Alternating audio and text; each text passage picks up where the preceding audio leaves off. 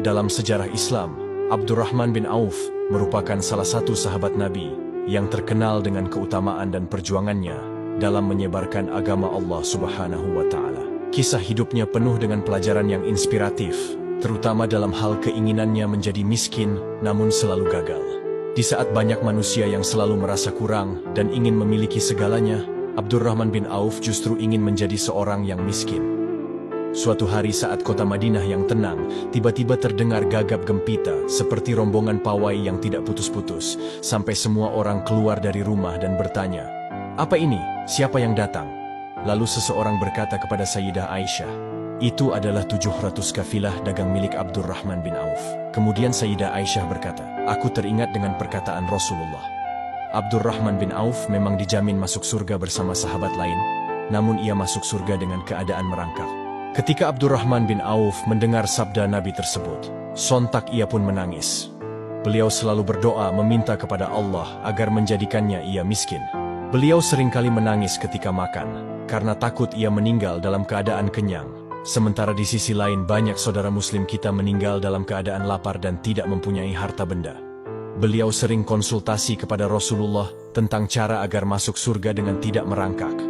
Rasulullah kemudian menyarankan Abdurrahman untuk bersedekah. "Perbanyak bersedekah, niscaya kakimu menjadi ringan untuk masuk surga."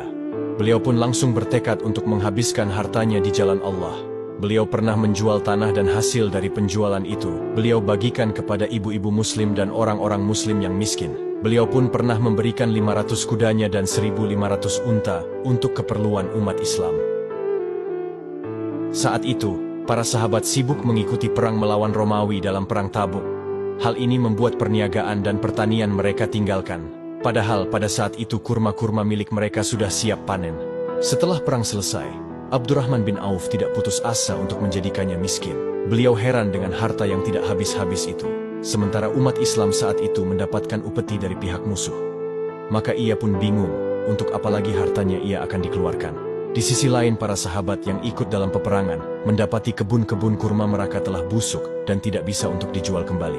Mendengar hal itu, Abdurrahman bin Auf langsung bergegas menemui mereka dan membeli kurma busuk tersebut dengan harga normal. Beliau pun tampak senang dengan hartanya yang digunakan untuk kebaikan. Beliau berpikir jika membeli kurma busuk ini, maka tidak akan ada yang mau membelinya. Dan hal itu akan terwujud cita-citanya, yaitu menjadi miskin. Tidak lama setelah itu datanglah utusan dari Raja Yaman ke Madinah.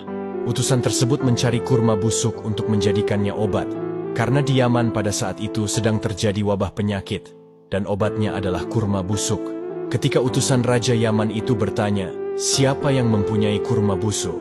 Warga pun serempak menjawab, "Abdurrahman bin Auf." Ketika utusan tersebut bertemu dengan Abdurrahman dan menceritakan maksudnya, Abdurrahman menawarkan agar kurma busuk tersebut diberikan secara gratis tanpa membeli. Namun utusan Raja Yaman tersebut menolak karena perintah sang raja adalah membeli bukan meminta ataupun dikasih.